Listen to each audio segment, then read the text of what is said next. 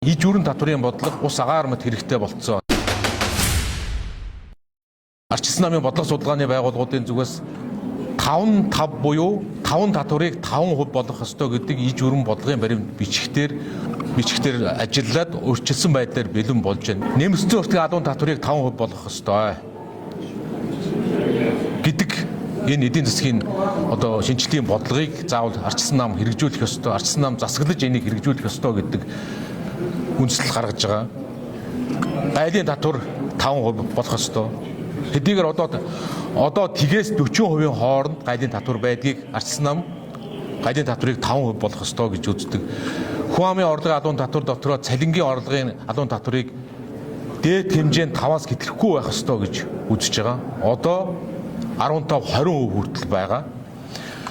4-5 дугаар татварууд нь аж ахуйн нэгжийн орлогын адуун татвартай холбоотой ногдол ашгаа авч шинээр хөрөнгө оруулах зэрэг татваруудыг дахин хөрөнгө оруулалтыг дэмжсэн, ажлын байр бий болохыг дэмжсэн татваруудыг 5% болгох зэрэг 5-5-ийн бодлогыг арчилсан нам бодлогын баримт бичгийн хувьд өөрчилсөн байдлаар бэлэн болгож одоо хуулийн төслүүдийн төвшөнд бэлдэж эхлэх ийм ажил хийгдэж байгаа гэдгийг бас та бүхэнд хэлье.